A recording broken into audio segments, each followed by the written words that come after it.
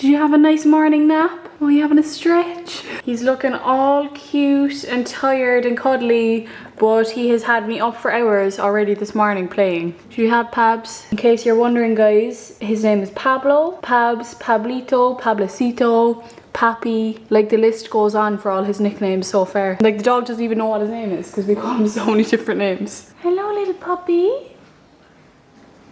I built you a ramp if you want to jump up. Come on up. Good boy. Come on, you can do it. You can do it. Come on. Well, we have to get him. There's actually specific like dachshund ramps that you can get for them because they can really hurt their back from jumping onto big objects and furniture and stuff. So I'm going to get him a ramp eventually, but for now I literally just built him like little pillow steps for him to get up on the couch because he loves being up here. Sure you do, Pabs. He just always wants to be in our arms, but I'm not complaining. I absolutely love it. I just made my morning cuppa and some corn cakes as always. But guys, can we actually deal? Gemma and Owen got me this cup and they got Pablo loads of like little toys last week when he arrived, and I honestly think it is the cutest thing ever because now I have an Oscar cup and I also have a Pablo cup. You look just like the guy in the cup.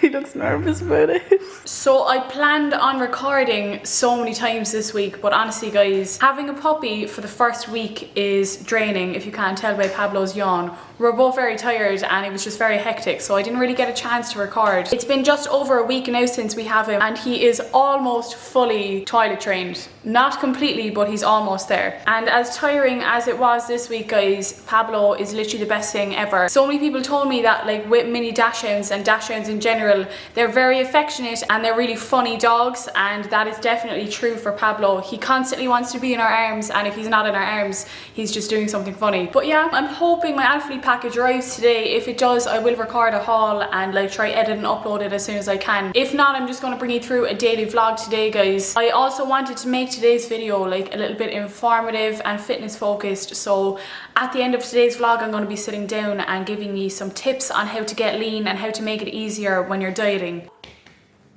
Come on.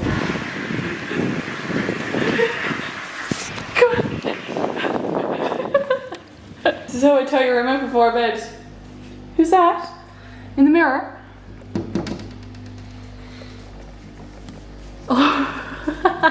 So I'm just about to have some breakfast, guys. I have my usual turkey rashers, half an avocado, a tin with some lighter than light butter, and I'm also going to have some Goat Gamer with my breakfast today in the flavour Sour Patch. So I'm having this instead of a coffee, and I actually definitely feel like it helps me focus when I'm doing emails or doing work. If I have this and sit down, I can definitely focus a lot better. This is actually loaded with vitamins and minerals as well, which is great, and per 2 scoops it has 150 milligrams of caffeine, which is just the right amount, because anything more than that would be more of a pre-workout drink, whereas this just kind of helps me focus and gives me an extra kick in the morning when I need it. So thankfully, guys, for a lot of us, gyms are open again. I know a lot of my own clients and friends that I have in different countries, they are back training in their gyms, but for a lot of us, gyms aren't open. Like here in Ireland and in the UK and in a lot of other countries, people are still hitting home workouts. So I just thought I'd bring you along on my home workout for today. I am going to be training legs and glutes, and all you're going to need for this workout is a set of dumbbells. So you can pause this video here, get into your gym gear, get a set of dumbbells and join me for this workout.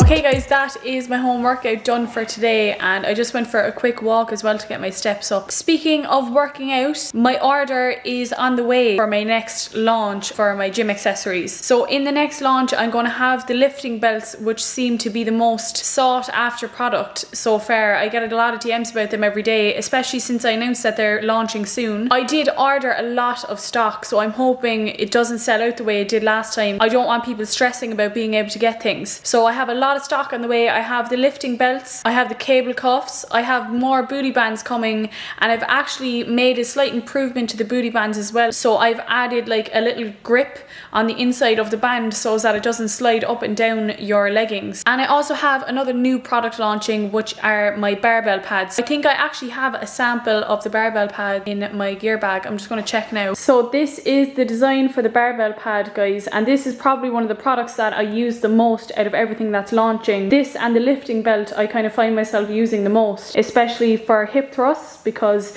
if you're a gal that's trying to grow her glutes, we are hip thrusting all the time and you obviously need some padding. So it is super thick, as you can see, and it has that black and grey camo design like the rest of the products. So it is completely unisex as well if any guys are looking at the products. So as I mentioned guys, my shipment is on the way and I am hoping to launch either late June or early July. It will more than likely be the first week of July that I'm going to launch, and gyms are opening in Ireland and England in July as well, so I'm hoping that it'll be good timing for everybody. If you need to get accessories and get stocked up on things for getting back into the gym, I will make sure to have all the products you need on site ready to go. But I did already upload a video bringing you through some of the products, so I'll leave that as the first link in the description box. If you missed it, I already announced the products and showed you some of them, besides for the barbell pad, because that's a new one. Anyway guys, you would have heard me saying in my last vlog that I needed to get back to my roots and post some fitness content again, because that's what this channel is mainly about. Obviously on YouTube I include loads about my own like personal life and give you all the life updates and keep you up to date, but the main thing this channel is about is fitness. That's why I'm here. So I'm gonna get on to the point of today's video. As you would have seen in the title, is about fat loss and getting lean and how to make it easier for yourself basically. So the first tip I have when it comes to making your diet phase easier, before you ever even diet or look at your calories or even go to the gym, you need to look at your food choices. You need to analyze a week of eating and look at what you need to improve first before ever tracking your calories. This is a really important step that I think a lot of people just leave out because they feel this sudden urge of panic to lose weight and they just dive straight into the deep end,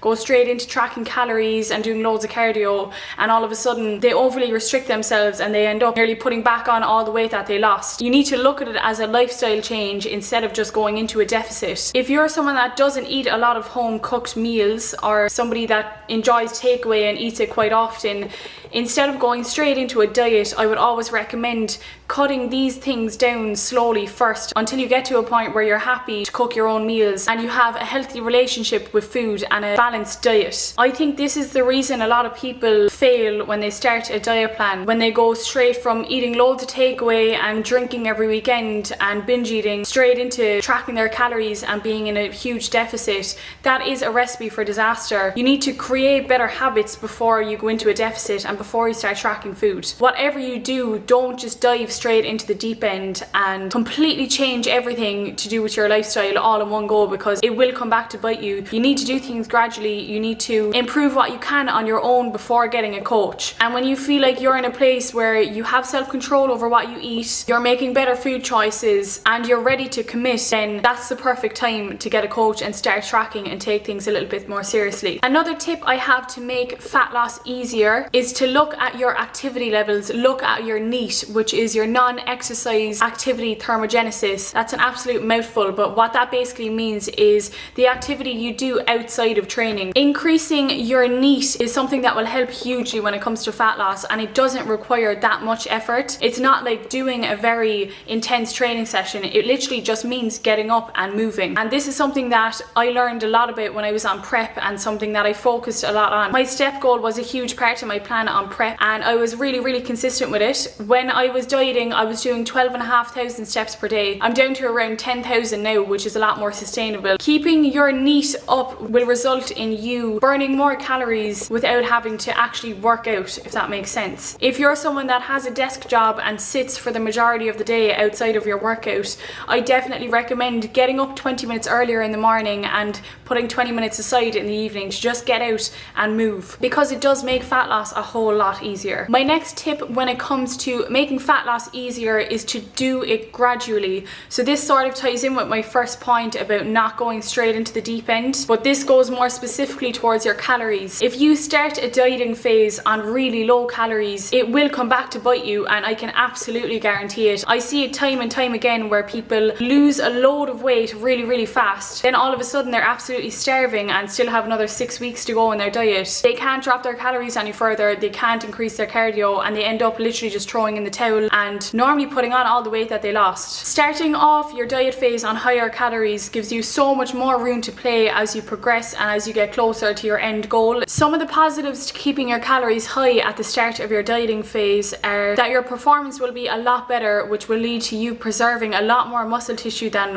what you would if you started off on really low calories. Your overall energy levels will be a lot better, and your mood. I feel like I'm not the only girl that gets really cranky when I'm very hungry for an extended period of time. If fat loss is your goal, you are going to be hungry at some point, but you shouldn't be absolutely starving from the start of your plan. Your sex drive will be a lot better. I'm sure a lot of us have experienced it. When you get to like the end of a dieting phase, you have absolutely no interest in anyone or anything, and you don't want that from the very start. And your sleep will be a lot better too. If you start off at a good place, your whole mindset towards dieting will become a lot better. I feel like a lot of people go into a diet and they actually hate it. They hate how they feel and they hate being hungry and having no energy. Whereas if you start off at the right amount of calories, you won't have these bad feelings that you had towards dieting in the past, because you won't be deprived from the very start. There is no need to feel like that. Another thing that I absolutely live by, and something that makes dieting and fat loss a whole lot easier for me, is having food that I actually like on my meal plan. I physically couldn't follow a meal plan with all foods that I don't like on it. If I don't look forward to any of the meals on my plan, I'm not going to follow it, and I would be a lot more likely to eat off plan if I didn't look forward to any of the meals on my meal plan. So keep that in mind, guys. When you're making a plan or when you're getting a plan off someone, make sure that you like the food on your plan. Make sure that there's something on your plan each day that you look forward to, and that it's not foods that you hate. You need to look at it as a lifestyle change and something sustainable. This is why I absolutely despise all of these quick fix, detox, like aggressive fat loss diets, because none of them are sustainable. And if your diet plan isn't sustainable, then what's the point in doing it at all? Because you know you're going to gain the weight back at some point. If you can't see yourself eating the way you are on your meal plan for the rest of your life, then you're actually wasting your time. And that is something I live by, and that's why you will always notice in my videos I eat food that I like. It's the amount of food that matters. It's not the actual food itself, it's the amount of each food. So eat foods that you like and eat the right amount of them. And if you look at your diet plan and if you think I can't eat like this for the rest of my life, then you need to find a different way of dieting. Try if it fits your macros. Find something that's sustainable and that works for you and that you actually enjoy to a certain extent, because otherwise it's actually just a waste of time. And another thing that makes fat loss and dieting a whole lot easier for me is drinking 0-calorie drinks, tea, coffee, and keeping on top of my water intake. We can often confuse hunger with thirst. That's why it's so important to drink enough water. I always recommend for women 3 to 4 liters a day. Often I would feel like eating off plan, or I'd feel like snacking, and I'd have like a 7-Up free or a Diet Coke, and it helps me adhere to plan. If there are things that you can do throughout the day that help you adhere to plan, then keep doing them. If it means getting up and cleaning, if it means meeting up with friends, if it means distracting yourself, drinking tea or coffee or 0-calorie drinks, whatever works for you, use it, because adherence is the main thing when it comes to fat loss. You can have the best plan in the world, but if you can't adhere to it, there's no point. So don't let anyone tell you you can't have a 0-calorie drink or you can't drink your tea or your coffee, because there is absolutely nothing wrong with them. But anyway guys, I think I am gonna finish up here. Today's video was like half vlog, half sit down informative video, which is like my favorite style to record, I'm not gonna lie. So I hope you enjoyed it. If you do have any questions or any advice or any thoughts or whatever, leave them in the comment section and I will be active there later. But me and Pabs just want to say thank you so much for watching. Don't forget to like and subscribe, and we will catch you next time.